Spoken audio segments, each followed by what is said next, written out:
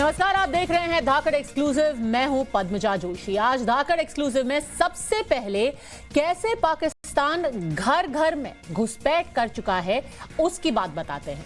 जी हां, आपके फोन पर पाकिस्तान कैसे अपना प्रोपेगेंडा चला रहा है। आपके लैपटॉप पर पाकिस्तान का एजेंडा हर रोज पहुंच रहा है। सिर्फ सीमा ही नहीं, घर घर में पाकिस्तान कर रहा था घुसपैठ। पर भारत के खिलाफ प्रत्यक्ष युद्ध की हिम्मत और ताकत पाकिस्तान में नहीं है, इसीलिए वो इस परोक्ष युद्ध को अब लड़ रहा है।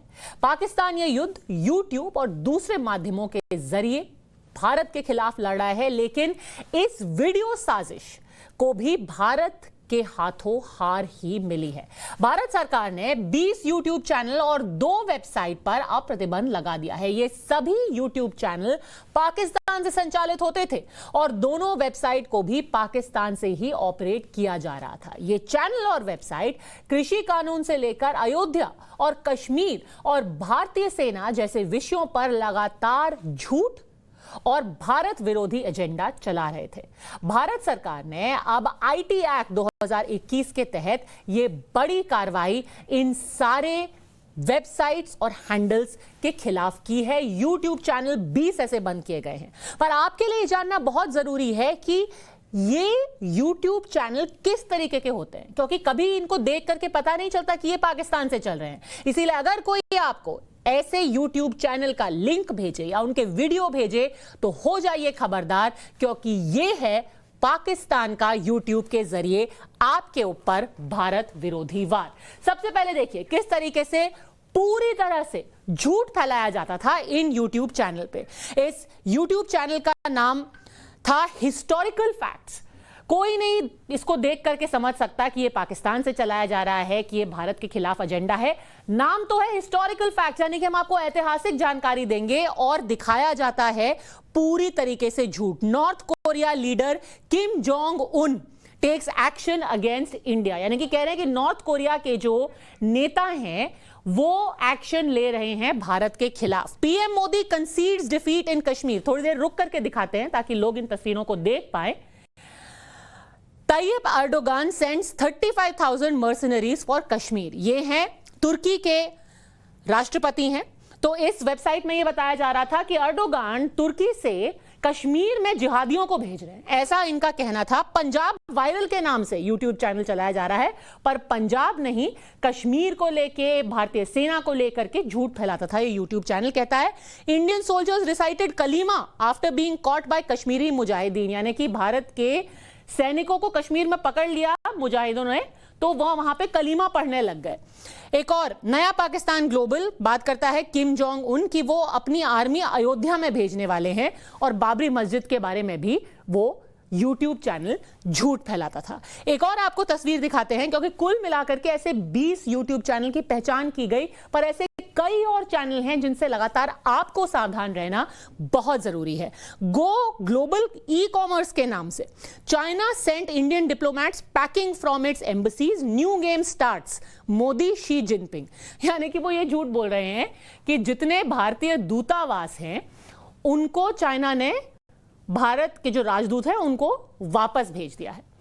कड़ी कार्रवाई की है भारत सरकार ने, और किस तरीके से हर नागरिक को अब सचेत रहना बेहद जरूरी है, क्योंकि इसी तरीके से ना सिर्फ लोगों को गुमराह किया जाता है पर उनको भड़काया भी जाता है। सुनिए क्या बोला अनुराग ठाकुर ने। कि देश के अंदर भय और भ्रम की स्थिति फैलाई जाए, फेक न्यूज के माध्यम से या खराब कंटेंट, एंटी इंडिया कंटेंट के माध्यम से जो एक प्रयास कुछ वेबसाइट्स और पोर्टल्स के माध्यम से किया जा रहा था, उसके खिलाफ कार्रवाई की गई है। नया पाकिस्तान ग्रुप हो, इसके माध्यम से चलने वाले लगभग 15 यूट्यूब चैनल्स हों या 5 अन्य यूट्यूब चैनल्स हों, 2 वेब पोर्टल्स हों जो कानून के अनुसार उनका उल्लंघन भी कर रहे थे, तो आईटी रूल्स के अंतर्गत उनके खिलाफ कार्रवाई भी की गई है, ताकि देश के खिलाफ जो एजेंडा पाकिस्तान की ओर से चलता है, पाकिस्तान की वेबसाइट्स और वहाँ के जो हैंडल वाले यहाँ पर कर रहे हैं, उसके खिलाफ एक कड़ी कार्रवाई की गई है, ताकि ऐसी ताकतों को देश के खिलाफ काम ना करने दिया जाए। तो इन फर्जी यूट्यूब या चैनल और वेबसाइट्स के झांसे में ना आए, सिर्फ वही खबर देखें जो टाइम्स नाउ नवभारत आपको दिखाए। और बड़ी खबर अब आ रही है मध्य प्रदेश से, जहां हुआ एक बड़ा प्याज घोटाला। मध्य प्रदेश में प्याज के बीज की खरीद में 2 करोड़ 8 लाख रुपए का घोटाला किया गया। घोटाला बड़ा नहीं है, इस घोटाले में बड़ी बात यह है कि जिस अफसर ने इस घोटाले के खिलाफ आवाज उठाई, उसे ही शिवराज सिंह चौहान के शासन में सजा दी गई। प्याज के बीज की खरीद में घोटाले की शिकायत किसान मुकेश पाटीदार ने हॉर्टिकल्चर डिपार्टमेंट की सचिव कल्पना श्रीवास्तव से की। कल्पना श्रीवास्तव ने जांच का आदेश दिया और मध्य प्रदेश सरकार ने ना जाने किस दबाव में आकर आनन फानन में ही इस अफसर को ही हॉर्टिकल्चर डिपार्टमेंट से हटा दिया।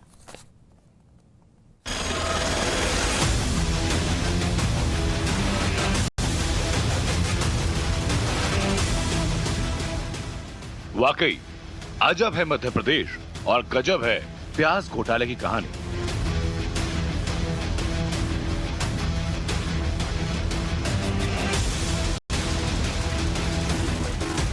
तस्वीर में प्रधानमंत्री नरेंद्र मोदी से पुरस्कार ग्रहण करती हुई महिला आईएएस अधिकारी कल्पना श्रीवास्तव। लेकिन आज के हालात कुछ अलग है। अपनी ईमानदारी के लिए मशहूर कल्पना श्रीवास्तव और मध्य प्रदेश सरकार के बीच कुछ ठीक नहीं। मध्य प्रदेश उद्यानिकी विभाग में प्रमुख सचिव रही कल्पना श्रीवास्तव ने प्याज बीज घोटाले मामले में जांच के आदेश दिए थे, लेकिन सरकार को यह बात पसंद नहीं आई। नतीजतन सरकार ने छुट्टी वाले दिन 2 करोड़ रुपए के प्याज बीज घोटाले मामले में जांच के आदेश देने वाली इस आईएएस अधिकारी कल्पना श्रीवास्तव का ट्रांसफर कर दिया। मध्य प्रदेश उद्यानिकी विभाग में प्रमुख सचिव रही कल्पना श्रीवास्तव ने मध्य प्रदेश में हुए प्याज घोटाले पर जांच का आदेश दिया। मध्य प्रदेश सरकार को ये बात पसंद नहीं आई।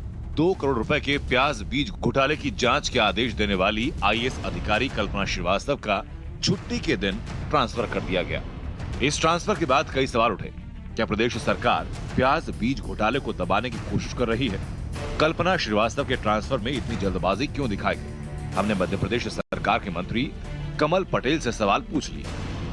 हमारी सरकार जो भी गलत करेगा उसके खिलाफ कार्रवाई करेगी, और अगर कहीं भी घोटाला हुआ है तो उसको उजागर करेंगे, दोषियों के खिलाफ कार्रवाई करेंगे। लेकिन मैं आपको दावे के साथ कह रहा हूं कि इन 2 वर्षों के अंदर, जब से मैं कृषि मंत्री बना हूं, शिवराज जी मुख्यमंत्री बने, हमने हर नीति जो किसान के हित में थी उसको ठीक किया है। जो गलत नीति थी जिससे किसान को घाटा होता था उसको परिवर्तन किया है। और कांग्रेस कमलनाथ जी ने तो पूरे प्रदेश के साथ अन्याय किया था। इस बार चना, सरसों, मसूर, सोयाबीन, कपास, हर फसल समर्थन मूल्य से ऊपर बिक रही है और 14,000 करोड़ से भी अधिक राशि किसानों को हमने दी। जो बिचौलियों के पास जाती थी वो किसानों को दिलाई। ये हमें संतोष भी है, गर्व भी। अब हम आपको ये समझाते हैं कि आखिर प्याज बीज घोटाला क्या है।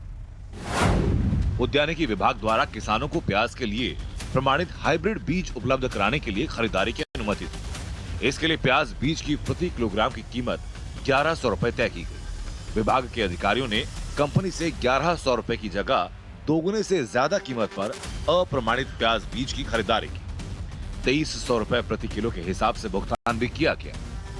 इससे पहले बीज की खरीदारी एमपी एग्रो से की जाती थी, यानी उद्यानिकी विभाग के अधिकारियों ने नियमों को ताक पर रखकर 90 क्विंटल यानी 900 किलोग्राम प्याज बीज खरीदारी की, जिसकी कीमत 1100 रुपए प्रति किलोग्राम के हिसाब से 99 लाख रुपए होनी चाहिए। लेकिन 2300 रुपए के हिसाब से प्याज बीज खरीदे जाने पर यह कीमत 2 करोड़ 7 लाख रुपए हो गई। इसी 2 करोड़ रुपए के घोटाले की जांच का आदेश कल्पना श्रीवास्तव ने दिया और उन्हें विभाग से हटा दिया गया, जिसे विभाग के मंत्री कल्पना श्रीवास्तव के ट्रांसफर को सामान्य प्रक्रिया बता रहे हैं। तो आईएएस ऑफिसर ने कल्पना श्रीवास्तव उनका ट्रांसफर कर दिया गया, जबकि उन्होंने ये आदेश दिया कि जांच को भटकाने की कोशिश तो नहीं है। ये सब ट्रांसफर रूटीन प्रक्रिया है। मुख्यमंत्री जी को कब किसको बदलना है मंत्रालय के अंदर वो बदलते रहते। पहले उनको कोई डिपार्टमेंट नहीं दिया गया, उनको हटा दिया गया, अब एक मत्स्य विभाग दे दिया गया है। तो आपको नहीं लगता है कि कहीं ऐसा तो नहीं है कि कोई बड़े नाम उनको बचाने की कोशिश है? सरकार की व्यवस्था रहती है किसको क्या विभाग देना है, जो मुख्यमंत्री जी का विशेष है। सरकार के उद्यानिकी और खाद्य प्रसंस्करण विभाग में हुए प्याज बीज घोटाले और जांच कर रही अधिकारी कल्पना श्रीवास्तव के तबादले के बाद मध्य प्रदेश में सियासी भूचाल आ चुका है। मुद्दा विधानसभा में भी उठा। सवाल उठाया कांग्रेस विधायक जयवर्धन सिंह ने। Had asked a question in the assembly about the onion seed procurement, corruption case, and in writing in Vidhan Sabha, the government and the minister has accepted the fact that there has been corruption in the entire procurement system, in the selling of and the purchasing of the onion seed at a much higher price. Shivraj Singh Chauhan उनकी सरकार भ्रष्टाचार के पर्याय है। जो ईमानदारी की बात करेगा उस पे शिवराज जी का डंडा चलेगा। बेईमानी और शिवराज जी एक दूसरे के पूरक चोली दामन का साथ है, तो ऐसा करते रहते हैं। प्याज घोटाले की जांच कर रही आईएएस के तबादले पर कांग्रेस नेता दिग्विजय सिंह और सांसद विवेक तनखा ने भी सवाल उठाया। मामू गैंग का राज है। मामू गैंग खाएगा और पकड़ा गया तो पकड़ने वालों की छुट्टी कर देगा। अजब और गजब मध्य प्रदेश। शिवराज चौहान का राज। जिस प्रमुख सचिव ने प्याज घोटाला उजागर किया उसी को विभाग से हटा दिया। गजब है। शिवराज जी आप क्या संदेश देना चाहते हैं वो अब दिख रहा है। अब चुप रहने का समय भी खत्म हो रहा है। अब इस पूरे घटनाक्रम के बाद राज्य कर्मचारी आयोग ने मुख्यमंत्री शिवराज सिंह चौहान को चिट्ठी लिखी और कल्पना श्रीवास्तव के उद्यानिकी विभाग में पदस्थापना करने की मांग रखी। अब डायरेक्टर मनोज कुमार अग्रवाल प्रताड़ित करते हैं कर्मचारियों को, और काफ़ी अभी हाल में इन्होंने प्याज घोटाला किया, 2 करोड़ का प्याज नियमित तरीके से खरीद लिया। तो हमने माननीय मुख्यमंत्री जी को ज्ञापन दिया था कि भाई इसमें इनको हटाइए और इन पर कार्रवाई करिए। तो माननीय मुख्यमंत्री जी ने हटा भी दिया, लेकिन साथ में हमारी जो प्रमुख सचिव महोदया थी कल्पना श्रीवास्तव जी, तो इनको भी हटाया, जो जबकि ये अच्छी ईमानदार लेडी थी। 2 करोड़ के घोटाले की शिकायत किसान मुकेश पाटीदार ने उद्यानिकी सचिव कल्पना श्रीवास्तव से की थी, लेकिन कल्पना श्रीवास्तव पर हुई कार्रवाई के बाद शिकायतकर्ता मुकेश पाटीदार ने भी सरकार की मंशा पर सवाल उठाए। प्याज बीज घोटाले की जांच के दौरान कल्पना श्रीवास्तव ने तत्कालीन आयुक्त मनोज अग्रवाल के खिलाफ कार्रवाई की, और अब कल्पना श्रीवास्तव के ट्रांसफर के बाद प्याज बीज घोटाले की जांच EOW यानी इकोनॉमिक ऑफेंस विंग कर रहा है। Govind Pratap Gurjar, Times Now Navbharat, Bhopal. शिवम त्यागी राजनीतिक विश्लेषक हैं, हमारे साथ जुड़ गए हैं। नेता कांग्रेस विजय कौशिक हैं, पर राजनीति पर बाद में आएंगे। मुकेश पाटीदार जी हैं, अध्यक्ष हैं किसान एकता मंच के, वो भी हमारे साथ जुड़े हुए हैं। मुकेश पाटीदार जी ये बताइए कि जब सरकार कहती है कि ये तो एक रूटीन तबादला है, होता रहता है, कोई बड़ी बात नहीं है, तो आपको उनकी बात पर विश्वास क्यों नहीं होता? नहीं, ऐसा नहीं है, क्योंकि घोटाला केवल प्याज घोटाला ही नहीं है, बाकी 1000 करोड़ का भी अंतरिम घोटाला भी पेंडिंग है। सरकार इसलिए ये आनंद फानंद में हटाया इनने प्रमुख सचिव महोदया को कि कहीं ऐसा नहीं हो कि और परतें खुल जावे, इसलिए इस तरह की कार्रवाई की गई है। क्योंकि ये तो एक ईमानदार अधिकारी थे, इनने ही प्याज घोटाला उठाया है, प्याज घोटाले पे कार्रवाई करी है, तो निश्चित रूप से इनके द्वारा जो है ये गलत कदम उठाया गया है। बताइए शिवम त्यागी जी, ऐसा क्या हो गया था कि शनिवार के दिन ऑर्डर दे करके एक ऐसी अफसर जिसको खुद प्रधानमंत्री जी ने सराहा था उसका तबादला कर दिया गया? पद्मजा जी, महत्वपूर्ण बात यह है कि भारतीय जनता पार्टी हो, चाहे वह राज्य की सरकार हो और चाहे प्रधानमंत्री जी हो, जो भी ईमानदार ऑफिसर है उनको तो लगातार सराहा ही जाता है। ये कोई कमलनाथ जी की सरकार थोड़ी ना है कि अगर उनको किसी ने विटनेस किया तो उस पर टाड़ा लगाकर अंदर उसको नहीं, जरूरी बात ये नहीं है। जरूरी बात ये है कि अगर कोई अधिकारी जांच बिठा रही है तो उसका तबादला क्यों किया जा रहा है? कमलनाथ जी की बात छोड़ दीजिए ना, वो सरकार में नहीं है। नहीं, बिल्कुल सरकार में नहीं है, लेकिन अगर इस सरकार की बात कोई करता है तो जाहिर है अगर उस कंपैरिजन की बात मुझे करनी है तो मैं मध्य प्रदेश की उसी दूसरी सरकार से बात करूंगा ना। और जहां तक बात ट्रांसफर की है, मैं कहता हूं कि रूटीन ट्रांसफर है, जैसा कि मंत्री जी ने भी लगातार कहा, आपने देखा, और आपके रिपोर्टर ने जब उनसे कहा तो उन्होंने कहा कि एक रूटीन ट्रांसफर है। और मुझे रूटीन ट्रांसफर शनिवार को नहीं होता, प्रभावित नहीं हो। शनिवार को किस रूटीन में ट्रांसफर होता है? नहीं, इंपॉर्टेंट बात यहाँ पर अगर रूटीन ट्रांसफर है तो है, आइदर इट्स संडे और फ्राइडे और मंडे। ऑर्डर वो किस दिन प्रिंट हुआ, वो फ्राइडे को प्रिंट हुआ या सैटरडे आया, या क्या रीजन रहा? माफ कीजिएगा, मैं अनइम्पोर्टेंट बात करना चाहती हूँ, क्योंकि शनिवार को जहां तक मुझे पता है सरकारी तंत्र में तबादले नहीं होते हैं। तो ऐसा क्या आसमान टूट पड़ा था कि इस अफसर को उसी दिन तबादला करना पड़ा? पद्मजा जी, ऐसा भी हो सकता है कि शायद वो फ्राइडे ऑर्डर रहा हो लेकिन किसी वजह से शनिवार को आया हो। वैसा जरूरी नहीं है कि वो सैटरडे को ऑर्डर बेशक जरूर बाहर आया हो, या फ्राइडे वो प्रिंट हुआ हो, महत्वपूर्ण बात यहाँ पर ये है कि ईओडब्ल्यू जिस जांच को कर रहा है, राज्य सरकार उसको कह रही है कि वो किसी भी तरह से प्रभावित नहीं होगी। मुझे लगता है कि कहीं ना कहीं इस पर विश्वास माफ कीजिएगा शिवम जी, ये तबादले का ऑर्डर है, कोई बैकडेटेड चेक नहीं है कि मैं आज की तारीख डाल करके उसको रविवार को इशू कर दूं। गोविंद, आप ही बता दीजिए, आप तो सरकार को कवर करते आए हैं। ऐसा हो सकता है कि शायद तबादले का ऑर्डर आया हो गुरुवार को, किसी ने देखा अरे ये तो हमने भेजा ही नहीं, तो चलो उसको शनिवार को बाहर निकाल दिया।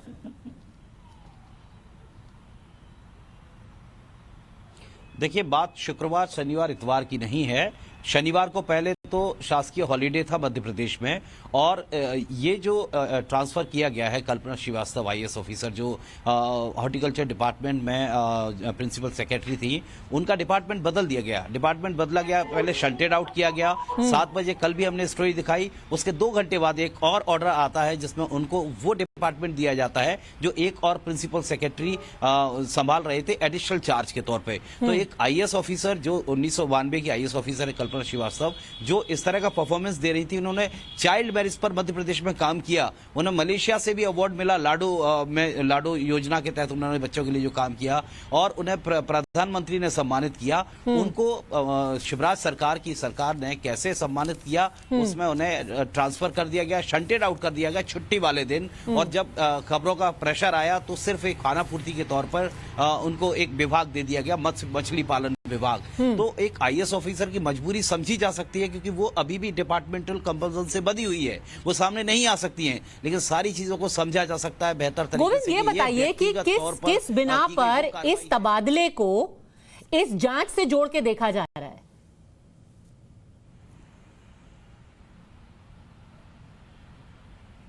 देखिए, कल्पना श्रीवास्तव वो आईएएस ऑफिसर हैं जिन्होंने ना सिर्फ ईमानदारी से काम किया, मेहनत से काम किया अपने डिपार्टमेंट में, बल्कि अपने डिपार्टमेंट में हो रहे भ्रष्टाचार को उजागर करने के भी आदेश उन्हीं ने पारित किए। और उन्हीं के आदेश के बाद ये जांच जो है ईओडब्ल्यू के पास गया हुआ है। ऐसे में जब मामला जांच में है तो ऐसी कौन सी आफत आन पड़ी थी कि इनका ट्रांसफर कर दिया गया, शंटेड आउट कर दिया गया इनको? यही सवाल विपक्ष पूछ रहा है मध्य प्रदेश में कि जब भ्रष्टाचार हुआ है, विधानसभा में सरकार ने स्वीकार किया है कि 2 करोड़ के अनियन सीट के प्रोक्योरमेंट में घपला हुआ है, गड़बड़ हुई है, ये सरकार ने स्वीकार किया है विधानसभा के पटल पर कल जो जयवर्धन सिंह थे उनके सवाल के ऊपर। और उसके बाद भी अगर ट्रांसफर हो जाता है तो कुछ ना कुछ तो दाल में काला है, ऐसा विपक्ष का कहना है। तो कुल मिलाकर कहा जा सकता है सजा मिल रही है क्या? देखिए पदमजा जी, इसमें कोई शक नहीं है, आज पूरे देश की जनता समझ चुकी है कि मध्य प्रदेश में भाजपा सरकार गिराने के लिए क्यों इतनी जल्दबाजी दिखा रही थी। इनको घोटाले करने थे, आज ये अपने घोटालों में सफल सिद्ध हो रहे हैं। सबसे बड़ी बात यह है कि बेटी बचाओ बेटी पढ़ाओ का नारा खोखला है, अब तो बेटी भगाओ की बात है कि कोई बेटी अगर अच्छा काम कर रही है तो उसे टिकने ना दिया जाए। ये ट्रांसफर क्यों किए जाते हैं कि भाई अगर कल्पना जी रहती तो वो उसकी सुपरविजन करती रहती केस की, वो कोशिश करती कि दोषी जल्द से जल्द जेल में जाएं और नए घोटाले ना हो पाए। अब सरकार के बीच में बहुत बड़ा स्पीड ब्रेकर बन गई सरकार के घोटालों को रोकने के लिए, तो वो शिवराज जी की आंख में खिरखिरी बन गई और मामा ने कंस मामा बनकर जैसे अपने विरोधियों का वध किया था, ऐसे इनका एक तरीके से सामाजिक वध करने की कोशिश की गई है कि ऐसी जगह लगा दो खुड्ड लाइन जहां उनकी पावर्स 0 हो जाएं, वो अपने आप परेशान होकर सरकार से कहें कि जी माफ कर दीजिए, जैसा आप चाहेंगे वैसा होगा। सरेंडर चाहती है सरकार। और शिवम त्यागी जी, भले से ही आप कांग्रेस को नजरअंदाज कर लें, यहाँ पर जो उद्यानिकी अधिकारी कर्मचारी संघ है, भले से ही वो मध्य प्रदेश राज्य कर्मचारी संघ है, सब के सब अपने बयान में कह रहे हैं कि वो मुख्यमंत्री से निवेदन कर रहे हैं कि योग्य, कर्मठ, ईमानदार आईएएस अधिकारी कल्पना श्रीवास्तव को यथावत प्रमुख सचिव उद्यानिकी एवं खाद्य प्रसंस्करण के पद पर पदस्थ करने की कृपा करें। हर कर्मचारी संघ कह रहा है, आप राजनीति को छोड़ दीजिए, खुद जो उनके साथ काम करते हैं वो कह रहे हैं कि किस बात की सजा दी जा रही है उन्हें। हर जो अधिकारी है उसको डर रहेगा कि अगर वो अपना काम ईमानदारी से करेंगे, उनका तबादला हो जाएगा, उनके खिलाफ जांच बिठा दी जाएगी या शायद उनको निरस्त कर दिया जाए। नहीं, पद्मजा जी, शुरुआत में ही आपने कहा कि प्रधानमंत्री जी ने ही इन अधिकार को सम्मानित किया था, और जहां तक बात उनके ट्रांसफर की है तो मुझे लगता है ये अधिकार मुख्यमंत्री का है और वो कर सकते हैं। मैं मानता हूं कि हाँ, उनके साथ अगर कुछ अधिकारियों की या कुछ लोगों की घनिष्ठता है, या फिर यूं कहिए कि वो मानते हैं कि वो बेहतर अधिकारी है, तो सरकार भी इस बात को बिल्कुल नहीं मानती कि वो बेहतर अधिकारी नहीं है। लेकिन मुझे लगता है कि अगर मुख्यमंत्री का अधिकार है कि किस ट्रांसफर पोस्टिंग किसका कहाँ होना है, और उसके आधार पर मुख्यमंत्री जी ने किया है, तो मुझे लगता है कहीं ना कहीं उसको देखा जाना चाहिए। और दूसरी बात ये भी है, मैं फिर से कहना चाहता हूँ, एक बार आपने सैटरडे को भी बात की थी, वो अलग बात है कि वहां पर लेकिन लगातार इस देश में सैटरडेज में बहुत सारे ट्रांसफर हुए हैं। अगर मैं उत्तर प्रदेश ही बात करूं तो वहां पर ही अभी पिछले दिनों 14 IAS ऑफिसर्स का ट्रांसफर हुआ था, वो सैटरडे को ही था। तो मुझे लगता है कि शायद इसको बहुत जी मुकेश पाटीदार जी, ये बताइए कि ये मुख्यमंत्री का अधिकार है, किस अधिकारी को किधर रखना है, किधर भेजना है, उसके ऊपर सवाल उठाने ठीक नहीं है। जी जी, आप मानते हैं कि इस तरीके के सवाल खड़े करना मुख्यमंत्री के अधिकार के ऊपर एक तरीके से आघात करना है? नहीं, ऐसा नहीं है। इनके द्वारा जो है सही जांच करी गई है और उस पर से उनको सजा दी गई है। पद्मजा जी, मैं इसमें कुछ कहना चाहता हूँ। हाँ जी, बोलिए।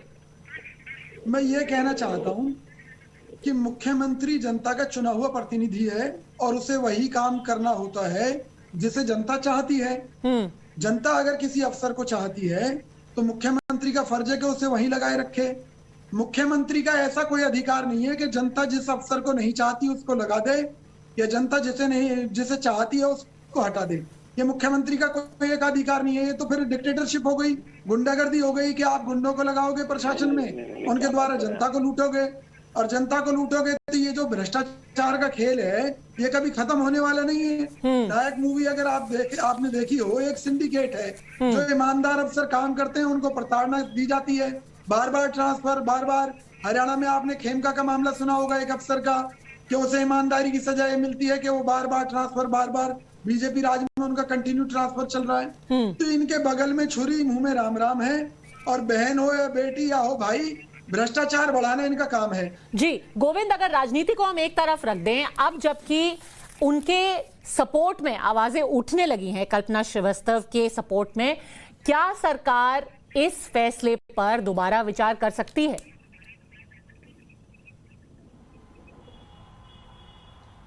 देखिए, जब ये तमाम सवाल चारों तरफ से आ रहे हैं तो जरूर अगर सीएम शिवराज सिंह चौहान इस खबर को देखेंगे, इसका संज्ञान लेंगे, तो हो सकता है कि उनको अपना फैसला बदलना पड़े, क्योंकि ये आवाज हमारी नहीं है, ये आवाज आ रही है उस कर्मचारी संघ की जिन्होंने कल्पना श्रीवास्तव के साथ काम किया है, उन्हें काम करते हुए देखा है। और ये आवाज उनकी भी है, मिस्टर पाटीदार जो मंदसौर से हैं, जिन्होंने सबसे पहले इस मामले की शिकायत की थी। उसके बाद ही जांच आगे बढ़ाई गई, और अब जो ईओडब्ल्यू है वो इस पूरे जांच को लिए हुए, जिसमें कमिश्नर का नाम है संदिग्धता के तौर पर मनोज कुमार अग्रवाल।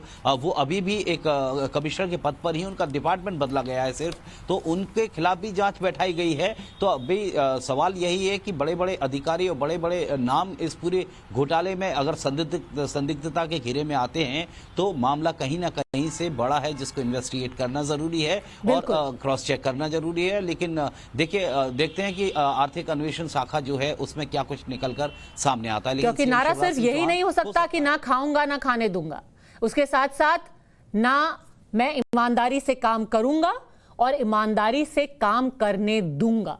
सजा नहीं मिलनी चाहिए किसी को ईमानदारी से अपना काम करने की। आप सबका हमारे साथ जुड़ने के लिए बहुत बहुत धन्यवाद, और लगातार हम इस खबर पर नजर बनाए रखेंगे। अगर कोई भी अधिकारी ईमानदारी से अपना काम कर रहा है तो हम ही नहीं, पूरे देश की आवाज उनके साथ और उनके सपोर्ट में उठनी चाहिए। वक्त एक ब्रेक का। ब्रेक के उस तरफ हम आपको बताएंगे कि कैसे बिहार में नौकरी के नाम पे एक घोटाला सामने आया है। देखते रहिए टाइम्स नाउ भारत। आप देख रहे हैं धाकड़ एक्सक्लूसिव। अब आपको बताते हैं कैसे बिहार में नौकरी देने और भर्ती करने के नाम पर किया जा रहा था घोटाला। इस बार सिपाही भर्ती में फिटनेस घोटाले का मामला सामने आया है। भर्ती के लिए एक बार जिन कैंडिडेट्स को अनफिट घोषित कर दिया गया, 3 महीने बाद उन्हीं को फिट करार दिया गया। एक बार अनफिट और दोबारा फिट करने के कारणों की जांच में अब हुआ है बड़ा खुलासा। कैसे फिट को अनफिट और अनफिट को फिट किया गया, कैसे लोगों को नौकरी में फिट कर दिया गया, ये आपको बताएगी ये पूरी रिपोर्ट।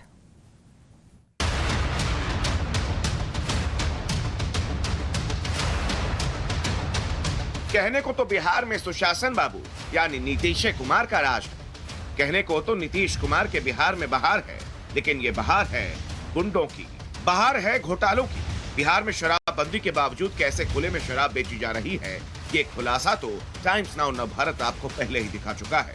आज आपको बिहार सरकार में हुआ एक और घोटाला दिखाते हैं। प्रदेश की सुरक्षा की जिम्मेदारी होती है पुलिस के हाथों में, लेकिन बिहार में तो सिपाही भर्ती के नाम पर बहुत बड़ा खेल हुआ है। एक बार जिन कैंडिडेट्स को अनफिट घोषित कर दिया गया, 3 महीने के बाद ही उन्हीं को फिट घोषित कर दिया गया। केंद्रीय चयन पार्षद ने 2019 में सिपाही भर्ती निकाली थी। बोर्ड की जांच में 42 कैंडिडेट्स को अलग अलग मेडिकल वजहों से अनफिट घोषित किया गया था। 42 अनफिट कैंडिडेट्स में से 35 ने बोर्ड के इस फैसले को चैलेंज किया। विभाग ने 5 दिसंबर 2021 को सिविल सर्जन पटना को 35 कैंडिडेट्स की फिर से मेडिकल जांच कराने के लिए कहा, जिसमें 32 को फिट घोषित कर दिया गया, 1 को अनफिट और 2 कैंडिडेट्स का टेस्ट ही नहीं हुआ। एक बार अनफिट और दोबारा फिट करने के कारणों की जांच में बड़ा खुलासा हुआ है। बिहार सरकार के परिवहन विभाग ने 42 कैंडिडेट्स को जिन वजहों से अनफिट करार दिया था, उनमें कलर विजन और आई विजन को सही नहीं किया जा सकता। कैंडिडेट्स को दोनों घुटनों को आपस में मिलना, कम सुनाई देने की वजह से भी रिजेक्ट किया जाता है। पटना के civil surgeon doctor Vibha Kumari से जब टाइम्स नाउ नवभारत ने इस खुलासे को लेकर सवाल किया, तो उनका जवाब क्या था, ये सुनिए। किसी की जानबूझ के की गई गलती होगी या गड़बड़ी की गई होगी तो उन्हें उनके अगेंस्ट में कार्रवाई की जाएगी और ज़रूरत होगा तो उच्च अधिकारी को भी उसके बारे में लिखूंगी। मैंने अभी कहा है कि आप उसके बारे में सारा फाइल लेकर के सारे डॉक्टर्स को लेकर के आएंगे और उनके साथ मैं बात करूंगी। और मैंने कहा ना कि जिसके स्तर से गड़बड़ी हुई है उस पर जो भी कार्रवाई बनती होगी वो कार्रवाई की जाएगी। परिवहन विभाग में सिपाहियों की नियुक्ति में जिस तरह से मेडिकल फिटनेस का खेल सामने आया है, इसने कई बड़े सवाल खड़े कर दिए हैं। सवाल ये कि क्या इस तरह की भर्ती में ऐसे ही खेल होते हैं? ऐसे में जरूरी है कि इस पूरे मामले की उच्च स्तरीय जांच हो, ताकि इसमें जिसकी भी संलिप्तता है उस पर कठोर से कठोर कार्रवाई की जा सके। कैमरा पर्सन मुस्तफा के साथ साकेत कुमार, टाइम्स नाउ नवभारत, पटना। सीधे चलते हैं टाइम्स नाउ संवाददाता साकेत के पास। साकेत, ये बताइए कि जो लोग फिट थे उनको अनफिट तो घोषित कर दिया गया, पर उनकी जगह में क्या किसी और को नौकरी दी गई, किसी और को भर्ती किया गया, क्या उनसे पैसा लिया गया? तो घोटाला कहां पर हुआ?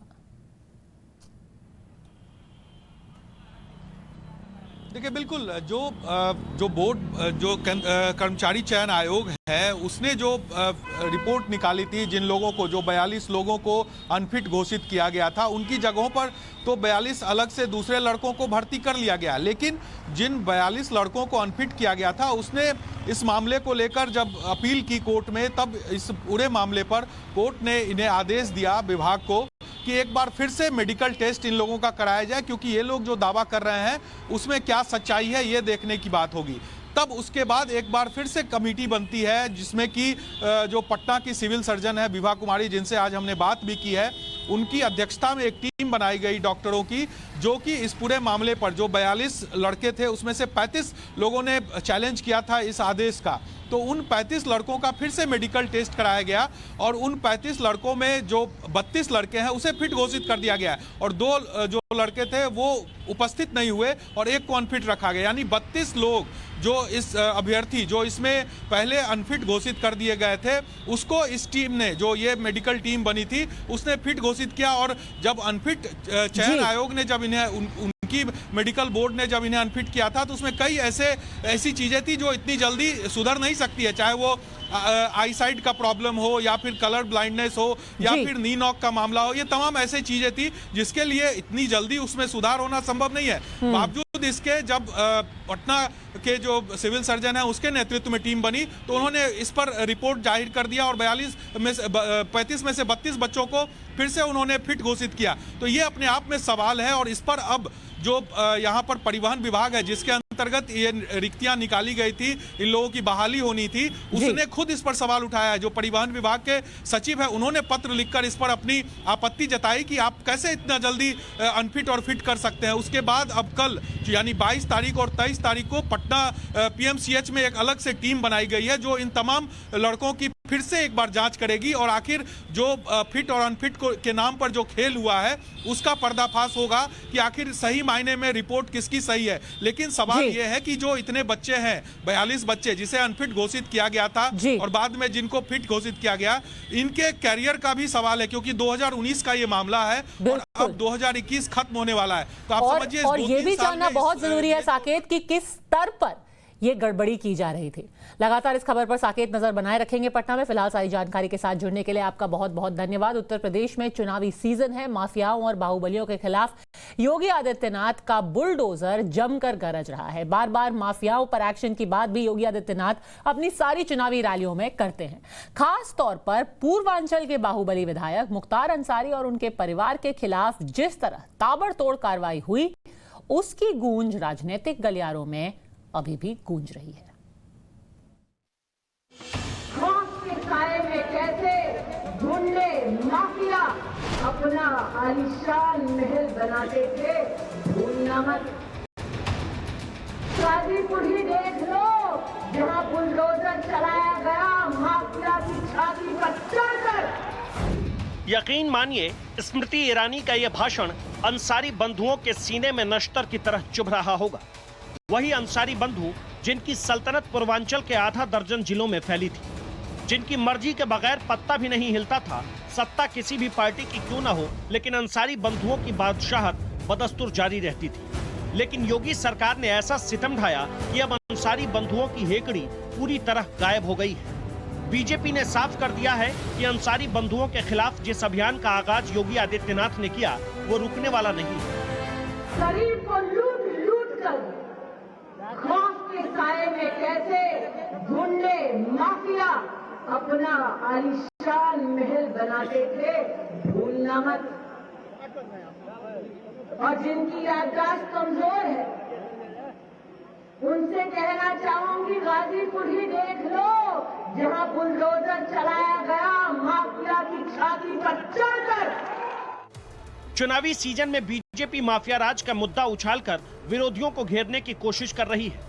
खासतौर से अखिलेश यादव ने जिस तरह से अंसारी परिवार के लिए अपनी पार्टी के दरवाजे खोले हैं, उसने बीजेपी को बैठे बिठाए एक मुद्दा दे दिया। बीजेपी इस मुद्दे को भुनाने में कोई कोर कसर नहीं छोड़ रही है।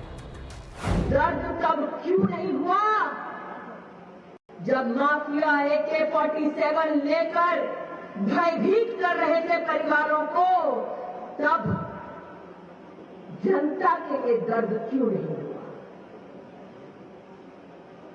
विरोध सुनकर सही कहते हैं कि दर्द उठा सपा के सीने में क्योंकि बुलडोजर योगी ने चलाया गुंडों पर। कानून व्यवस्था को लेकर योगी आदित्यनाथ ने जिस तरह से मिशन बुलडोजर चलाया उसकी खूब चर्चा हुई। खुद पीएम नरेंद्र मोदी भी कई बार खुले मंच से इस मामले को लेकर योगी की तारीफ कर चुके हैं। बीजेपी को लगता है कि आने वाले चुनाव में यह मुद्दा पार्टी के लिए मास्टर स्ट्रोक साबित हो सकता है। शायद यही कारण है कि बीजेपी की टॉप लीडरशिप अब हर बड़े मंच से माफिया राज का मुद्दा उछालकर खास तौर से सपा को घेरने की कोशिश कर रही है। गाजीपुर और मऊ में अंसारी परिवार के खिलाफ कार्रवाई का मुद्दा सियासी दायरे से बाहर निकलकर अब आम जनता के बीच पहुंच चुका है। टाइम्स नाउ नवभारत की टीम ने जब गाजीपुर की जनता से योगी आदित्यनाथ के मिशन बुलडोजर को लेकर सवाल किया तो बंटवारे की एक बड़ी लकीर देखने को मिली, जिसके एक तरफ वो लोग थे जिसने योगी आदित्यनाथ के कदम की खुलकर तारीफ की, तो कुछ ऐसे भी लोग थे जिनके नजरों में अंसारी परिवार आज भी गरीबों का मसीहा है। योगी जी के राज में आम आदमी सुकून का नींद से सो रहा है, महिला भी सुकून से अपने काम कर रही है। किसी प्रकार के योगी की सरकार में अपराधी सब जेल के अंदर है। बुलडोजर का इस्तेमाल हो रहा है, विपक्ष को डराने के लिए इस्तेमाल हो रहा है। ऐसा कोई नहीं है ये गाजीपुर क्रांतिकारियों का जिला रहा है, इसको माफियाओं के जिले में बदला जा रहा है। ये कृषि प्रधान शहर है, जिला है, लेकिन यहाँ माफिया नहीं रहते हैं। वक्त एक छोटे से ब्रेक का। ब्रेक के बाद आपको बताएंगे कैसे महाराष्ट्र में ओमाइक्रॉन लगातार पसार रहा है अपने पैर। आप देखते रहिए टाइम्स ऑफ भारत। आप देख रहे हैं धाकड़ एक्सक्लूसिव। इस वक्त की बड़ी खबर आ रही है महाराष्ट्र से, जहां ओमाइक्रॉन के 11 नए केस सामने आए हैं। इसके बाद महाराष्ट्र में ओमाइक्रॉन के कुल केस बढ़कर 65 तक पहुंच गए हैं, जबकि देश में ये आंकड़ा 200 के पार चला गया है। आपको बता दें कुल ओमाइक्रॉन के 65 केस अब महाराष्ट्र में हैं। आज ही के दिन 11 नए केस मिले हैं। ये जो 11 नए केस आए हैं, शिवानी हमारी संवाददाता हमारे साथ इस वक्त जुड़ चुकी हैं।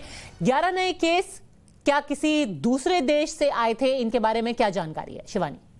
देखिए, फिलहाल ओमाइक्रॉन के मुंबई में आज जो फ्रेश 11 केसेस आए हैं और अब तक लगातार महाराष्ट्र में जितने नए केसेस ओमाइक्रॉन के रजिस्टर हुए हैं, उससे ये एक जानकारी साफ होती है कि जनरली जो लोग हैं वो इंटरनेशनल ट्रैवल हिस्ट्री कैरी करते हैं। आधे से ज्यादा जो लोग हैं वो एयरपोर्ट पर उनकी टेस्टिंग होने के बाद पता चला है कि वो ओमाइक्रॉन से पॉजिटिव हैं। हालांकि एक रिसेंट स्टडी और रिपोर्ट के बाद ये भी बात पता चली है पद्मजा की 81% जो लोग हैं, 81% जो लोग हैं इसमें जो ओमाइक्रॉन से पॉजिटिव हैं वो फुल्ली वैक्सीनेटेड है। इनफैक्ट उसमें से कुछ लोग ऐसे भी हैं जिन्होंने बूस्टर डोज भी लिया है। हालांकि फिलहाल जब 11 नए केसेस आज मुंबई में रजिस्टर हुए हैं, तो इसके बाद एक बार फिर से ये कहा जा सकता है कि पूरे देश भर में एक बार फिर मुंबई और महाराष्ट्र के अंदर कोरोना का जो आंकड़ा है वो बढ़ गया है और इसीलिए एक पत्र लिखा है केंद्र ने राज्यों को। शिवानी, सारी जानकारी के लिए बहुत बहुत धन्यवाद। उसके बारे में आपको बता दें, केंद्रीय स्वास्थ्य सचिव ने राज्यों को चेताया है कि जो डेल्टा वेरिएंट था उससे 3 गुना ज्यादा खतरनाक है ये ओमाइक्रॉन। कोरोना नियमों का सख्ती से पालन करवाया जाए, स्थानीय स्तर पर गाइडलाइंस का पालन किया जाए। तो आपको बता दें कि महाराष्ट्र और कर्नाटक 2 ऐसे राज्य हैं जहां पर पहले से ही कड़ाई बढ़ा दी गई है। जो लोग हैं उनको एक जगह पर मिल करके किसी भी तरीके का सम्मेलन करने की इजाज़त अब नहीं है। और ये सारे जो सारे नियम लाए गए हैं वो क्रिसमस और नए साल के मद्देनज़र ये आदेश दिया गया है। और ये चिट्ठी जो है केंद्र स्वास्थ्य सचिव ने लिखी है सारे राज्यों को कि कड़ाई से पालन कराया जाए जितने भी कोविड गाइडलाइंस हैं उनका, क्योंकि जो ओमाइक्रॉन है वो डेल्टा वेरिएंट जिसकी वजह से मई के महीने में, अप्रैल के महीने में पूरे देश को बहुत मुश्किलों से गुजरना पड़ा था। वरुण भसीन इस वक्त हमारे साथ फोन लाइन पर मौजूद हैं और क्या कुछ लिखा गया है इस चिट्ठी में? वरुण जी बिल्कुल, देखिए सचिव जो स्वास्थ्य सचिव हैं राजेश भूषण ने साफ तौर पर इस अपनी चिट्ठी में कहा है कि हमें डिस्ट्रिक्ट लेवल पर खास तौर पर ध्यान रखना होगा। इस वक्त जो कोविड के मामले हैं वो बढ़ रहे हैं और उसी के साथ वो वेरिएंट यानी कि ओमिक्रॉन जो वेरिएंट ऑफ कंसर्न WHO की तरफ से बताया गया है उसके मामले 3 दिन में डबल हो रहे हैं रोजाना।